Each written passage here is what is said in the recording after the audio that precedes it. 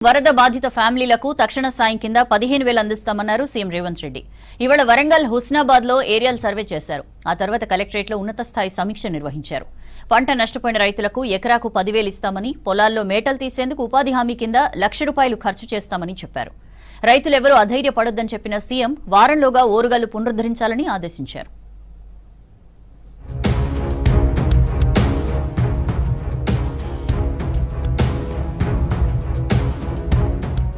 వరదల్లో నష్టపోయిన ప్రతి ఫ్యామిలీకి తక్షణ సాయం కింద 15,000 అందిస్తామన్నారు ముఖ్యమంత్రి రేవంత్ రెడ్డి. వరంగల్లో పర్యటించిన రేవంత్ రెడ్డి హనుమకొండ కలెక్టరేట్ లో ఉన్నత స్థాయి సమీక్ష నిర్వహించారు.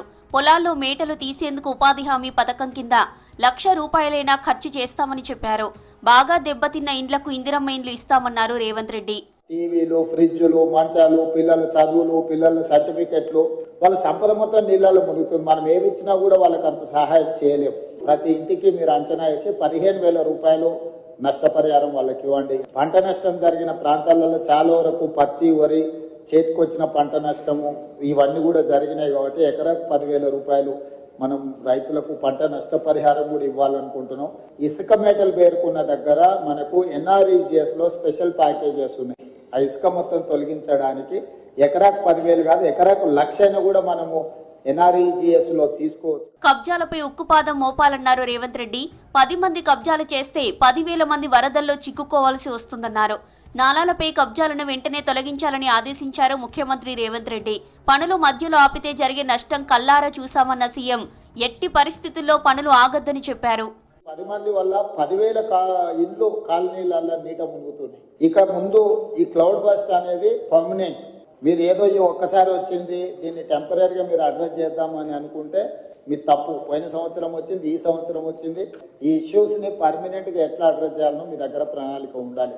యాక్షన్ ప్లాన్ ఎట్లా చేసుకోవాలి, మీ దగ్గర అందరి దగ్గర కూడా నివేదికలు పెట్టుకొని చేసుకోవాల్సిన అవసరం ఉంది.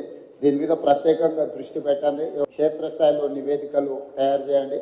ప్రభుత్వం వైపు నుంచి మీకు పూర్తిగా సహకారం ఉంటుంది. హనుమకొండ కలెక్టరేట్ లో ఫోటో ఎగ్జిబిషన్ తిలకించారు రేవంత్ రెడ్డి. వరదల బీభత్సాన్ని ఫోటోల ద్వారా చూశారు. నష్టపోయిన పంటలను తక్షణమే అంచనా వేయాలని, అంచనా వేసేటప్పుడు ప్రజా ప్రతినిధులను కూడా తీసుకెళ్లాలని చెప్పారు. వరంగల్లో పేరుకుపోయిన చెత్తనంతా క్లియర్ చేయాలన్నారు. కేంద్రం నుంచి నిధులు రాబట్టాలన్నారు. ధనిక రాష్ట్రమని తెలంగాణకు మొండి చేయి చూపితే సహించేది లేదన్నారు రేవంత్ రెడ్డి.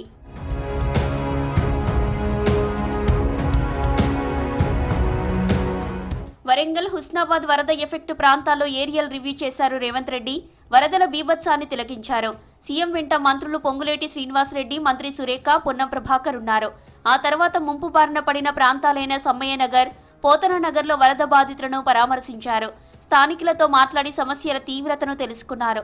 ప్రభుత్వం ఆదుకుంటుందని, ఎవరూ అధైర్యపడవద్దని హామీ ఇచ్చారు సీఎం రేవంత్.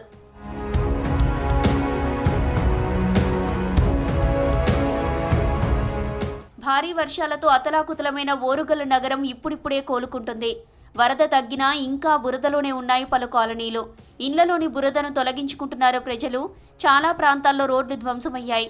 వర్షం తగ్గినప్పటికీ వరద మిగిల్చిన నష్టం అధికంగా ఉందని స్థానికులు ఆవేదన వ్యక్తం చేస్తున్నారు. వరంగల్ పనులపై వచ్చే వారం సమీక్షిస్తానన్న రేవంత్ ఆలోపు ఓరుగల్లును పునరుద్ధరించాలని ముఖ్యమంత్రి ఆదేశించారు.